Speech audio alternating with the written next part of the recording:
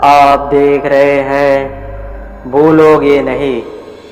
तो चलिए दोस्तों, बढ़ते हैं आज की कहानी की ओर। दिल्ली से उत्तर प्रदेश के अपने पैतृक निवास लौट रहे थे।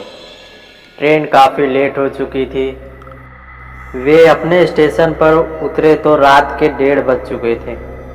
छोटे स्टेशनों पर देर रात को सवारी मिलने में दिक्कत होती है।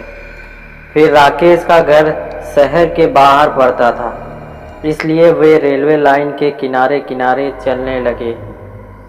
जैसे ही वे प्लेटफार्म छोड़कर पटरियों के किनारे आए, उन्होंने एक युवती को साथ चलते देखा। उन्होंने पूछा तो उसने बताया कि वह हॉस्टल से घर आ रहे थे। ट्रेन लेट होने के कारण परेशानी में पड़ गए। इत्तेफाक से उसका घर उस गुमटी के पास ही था जहां से राकेश के घर का रास्ता निकलता था। उसने कहा कि ठीक है, उसे घर पहुंचाकर ही वह आगे बढ़ेगा। उसने बताया कि वह इंटर में पढ़ती है और उसके पिता का नाम अर्जुन सिंह है। उसने पूछा कि क्या आप बैडमिंटन खेलते हैं? राकेश ने कहा, हाँ खेलता हूँ। उसने बताया कि वह टूर्नामेंट में उसे खेलते हुए देख चुकी है। रेल लाइन के एक तरफ खेत थे, दूसरी तरफ छिटपुट आबादी। कुछ घर अभी बन ही रहे थे, कुछ घरों से रोशनी आ रही थी। उसके साथ बात करते हुए कब हम रेल फाटक के पास पहुंच गए पता ही नहीं चला। उसने इशारे से राकेश को अपना घर दिखाते हुए कहा कि अब वह चली जाएगी। राकेश ने कहा कि उसे घर तक पहुंचाकर आगे बढ़ेगा, लेकिन उसने कहा अब कोई परेशानी नहीं। राकेश ने कहा कि वह घर पहुंचने के बाद आवाज़ देगी, तभी वह आगे बढ़ेगा। बहरहाल उसने अपने दरवाजे पर पहुंचने के बाद आवाज़ दी। वह अपने रास्ते 2-4 दिन बाद राकेश शहर की ओर निकला तो उसके घर के पास से गुजरते हुए उसे एक लड़की की याद आई। उसने पास के एक दुकानदार से पूछा कि अर्जुन सिंह जी का घर कौन सा है।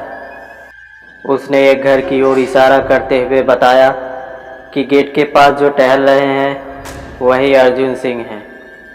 राकेश उनके पास गया और कहा, नमस्ते अंकल।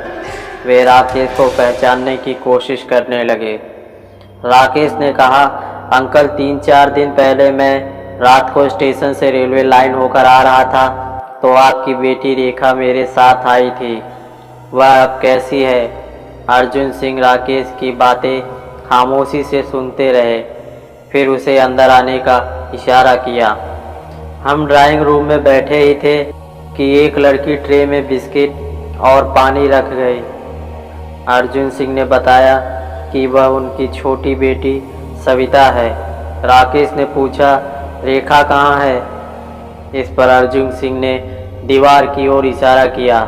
वहाँ रेखा की तस्वीर टंगी थी जिस पर माला पहनाया हुआ था। मैं चौंका। अर्जुन सिंह ने बतलाया, 2 महीने पहले की बात है। रेखा ट्रेन से उतरकर रेलवे लाइन से होते पैदल आ रही थी। पीछे से 2 भैंसें दौड़ती हुई आई। कुछ लोगों ने शोर मचाया तो रेखा ने पीछे मुड़कर देखा। उसने बचने के लिए वह रेलवे लाइन पर दौड़ गई। उसी वक्त एक ट्रेन आ रही थी जिससे वह कटकर मर गई। यह कहते कहते उनकी आंखें डबडबा गई। फिर थोड़ा शांत होकर पूछा, रेखा बहुत ही हंसमुख लड़की थी, हमारे घर की रौनक थी, पढ़ने में बहुत तेज थी। अच्छा बताओ, वह तुमसे मिली तो उदास नहीं लग रही थी ना? राकेश ने कहा कि वह सामान्य छात्र की तरह बात कर रही थी। कहीं से ऐसा नहीं लगा कि राकेश धीरे से उठा और बोला, अच्छा अंकल, चलता हूँ। अर्जुन सिंह ने कहा, ठीक है बेटे, आते रहना। राकेश भावुकता में बहता हुआ बाहर निकला। उसकी आंखों के सामने रेखा का चेहरा नाच रहा था। तो दोस्तों, आज की कहानी बस यहीं तक। मिलते हैं एक और नई कहानी में।